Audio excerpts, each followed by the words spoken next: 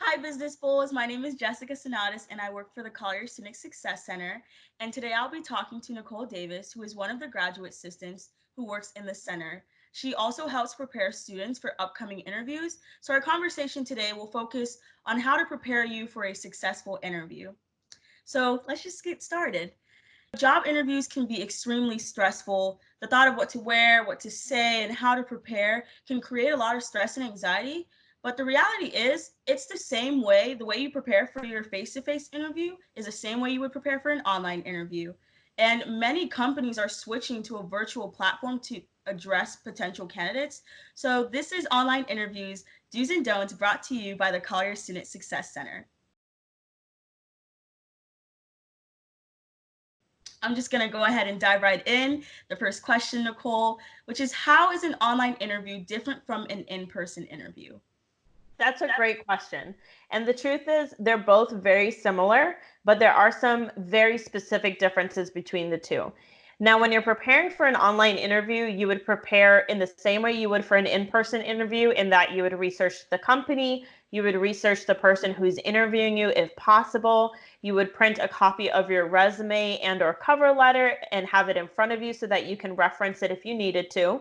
But the difference is with a virtual interview is on the technical side. So a few things that you would want to check before your interview is to make sure that your camera is working, the mic is working. You want to see how you look in the camera to make sure that you're not too bright, not too dark, things like that. You also want to make sure that you have access to the platform that the interview is using.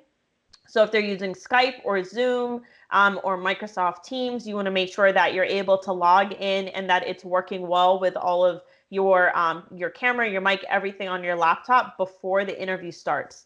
The last thing you want is to run into some technical issues in the middle of the interview. Yeah, as a college student, I know we all have experienced moments where our internet goes in and out, and it's the worst thing to happen is for you to be in an interview that's going so well and the call just ends. So definitely be Yep. prepared so that you can prevent that from happening. So the next question I have for you is, what should you wear for an online interview? That's a great question. So I know a lot of people think, well, the camera can only see my top half, so I just need to dress the top half. Yeah. And that is true. You certainly can. There's nothing wrong with that. But just know that if for any reason you happen to need to stand up and you stand up right in front of the camera, they're going to see the whole outfit. So if your top half says business and your bottom half says pajamas, and you're going to see it. So be conscious if you're only dressing the top half for the interview.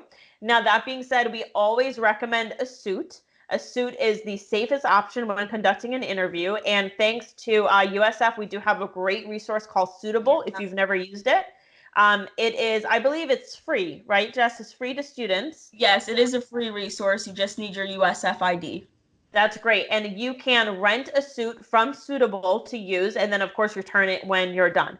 So if you have any issues getting access to professional attire, that's a great resource. I know that right now USF is closed due to our pandemic that we're dealing with right now. So the good news is if you just find a nice shirt and a cardigan or a suit jacket, that's all you need to look like you're wearing a suit. Yeah, and I'm so glad you brought up Suitable. As a student, I remember my freshman year, I did go there and I used their services, and it was amazing. It's not just, Awesome. that they provided clothes, but they also help, pair things up so that you didn't look too bright in an interview and that you look presentable. That's And great. so I definitely suggest it to our students. It's in the student services building, the second floor. Please check it out. It is for you. So thank you for that. Jump into the third question. So, how would you suggest setting up a room for an interview?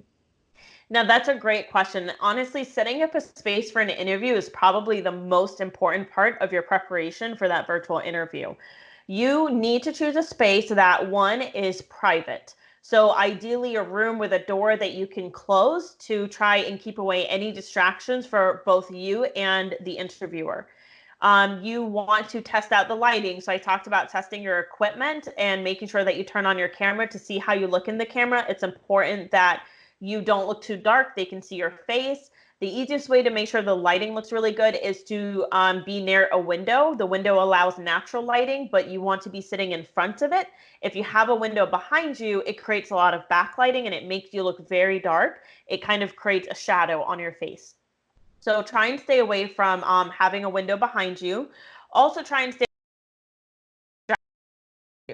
So Mm. in other words, there's a TV that's on that's behind you. That's not only that's particularly distracting for the interviewer to have that happening while they're talking to you.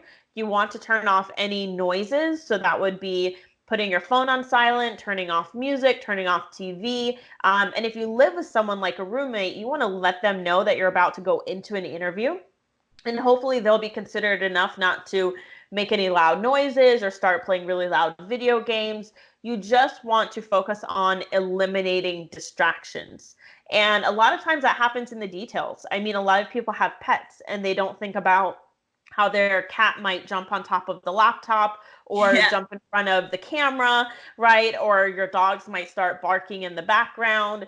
So you really do have to be very aware of your environment, your surroundings, as much as you're able to control, and just really pay attention to those details. Yeah, one thing that I found interesting is, you bringing up distractions. And as a student, I've been told many times, make sure to bring a planner or a notebook to the interview so that you can take notes. So how can you utilize this tool and also not seem distracted in the process? That is such a good question, Jess. And I'll tell you, it really is easy to see when you're doing these type of interviews and your eyes divert away from the camera or away from the screen. You pick up on it immediately, especially if you're wearing glasses, which like really highlight your eyes. Then the minute I start looking around or looking down or looking across or my eyes start to shift a lot, you can see it very clearly. So trust me, if you start looking at your phone or browsing the internet, the interviewer will very quickly see that you are not engaged. Now, that being said, while you don't want to answer your phone, you don't want to do other things, it is important that you do have a notebook and take notes during the interview. It also shows the interviewer that you're prepared. What I recommend doing is just letting them know. So you just say, I have my resume printed out in front of me in case I wanted to reference anything specific, and I also have a take notes during the interview. So if you happen to see me looking down, I just wanted to let you know that I'm taking notes. I didn't want to look distracted. So Yeah. that not only lets the interviewer know that you are not disengaged, but it also clearly lets them know that you are very prepared for this interview. So it looks really good. Um, that being said, another way that you can be distracting in an interview is not just from your eyes, but also your body movement. So I Mm. talked about you taking the chance of standing up in front of the camera to make sure that you are fully dressed. You should not be walking around with the camera or with your laptop or your phone or whatever you're using for the interview.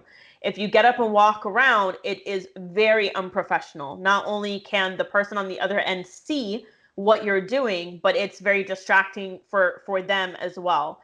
So you want to make sure that you stay seated wherever you set up, you stay in the same place, and you don't go walking around or wandering around. Yeah, definitely. And to add to that, I know personally I'm a person who likes to do this and move. So, be aware of that so you're not doing that. If you have to get a chair that doesn't move like this, definitely do that. And use the restroom beforehand, have a drink of water beforehand, have a snack beforehand, because the last thing you want is to take your phone to the restroom or take your laptop to the restroom because you think they don't notice and something goes True. wrong. So definitely, y'all, like, be prepared and taking care of yourself so you don't have to do that during an interview. And Absolutely. my final question for you is, how would you end the interview? So you're going to end the interview very similar that you would with a face-to-face interview. You want to make sure that you have one or two questions prepared for the end of the interview to ask the recruiter. It shows that you have put in your time to do research and that you're also thinking in a very proactive way. So you want to ask one or two questions. And then you want to thank the employer for their time and also thank them for giving you the opportunity to interview with them. And then your very last step is actually to send a thank you email, which a lot of students do forget to do. Mm-hmm. And it's really important that you do send a thank you email. I know it seems redundant and you're basically saying the same thing in the email that you said at the end of the interview. However, it's your job to make you stand out and it's your job to make you memorable. And it's putting the effort into these really small details and these little things that is going to help you do that. It is especially hard to really engage in conversation through a virtual interview because there's so much limitation with body language and other limitations that you don't have in a face-to-face interview. So doing these little things like sending a thank you email at the end is even that much more important. Yeah, I'm so glad you brought that up because honestly, it's just something that we may overlook because we may think, oh man, I totally nailed that interview, so they're going to remember me. But the reality is, it's always professional to just send an email thanking them for their time and working with you throughout the process. So, with that being said, I just want to thank you so much, Nicole, for Oh, you're sitting welcome. for this interview and helping us because I know as a student, this is a resource that will definitely come in handy. And two of my business goals, interviews are super stressful. I, as a student, understand it just gets to you. But with these tips and these resources in this video, I definitely feel like it will prepare you and you will do well. Be sure to be attentive and communicate, not just with your words, but with your body language. Make sure to smile so that you can lighten up the mood through a virtual setting. After all, you are a bull. It is in your DNA, and I know you can do this. So, if you do have follow up questions about this interview that we're going to release, or if you want resume review or job search and internship search, and I know it's a big deal, especially with COVID-19, really distracting us from things that we had already set up. So please feel free to reach out to the Collier Student Success Center. They're open all throughout the semester, and I know Nicole would be willing to even right now let us know how to make an appointment to use these Yes. resources. Absolutely. So you would make an appointment the same way you would if you had an academic advising or if you were making an academic advising appointment. So you'd go through your My eScheduler, and instead of choosing academic advising, you would choose career advising, and then that would take you to our calendar so that you can choose the right day and time that's most accommodating for you. And just like Jess said, you can choose to do a mock interview, you can ask for a resume review. And we also help with job and internship search, and we are open. We're offering all of our services online, virtually, just like this. So it's actually a great opportunity to practice your virtual interviews through a mock interview. But please do make an appointment and utilize these resources that USF has specifically for you. Yeah, definitely. And I know, like I said before, this is a tough time and we are adjusting, but definitely take this as an opportunity. This is an opportunity for you to practice how to deal with online interviews and even how to deal with online meetings. You can do this. We believe in you. So we hope you have a wonderful rest of your day. And remember, as always, go Bulls. Go Bulls.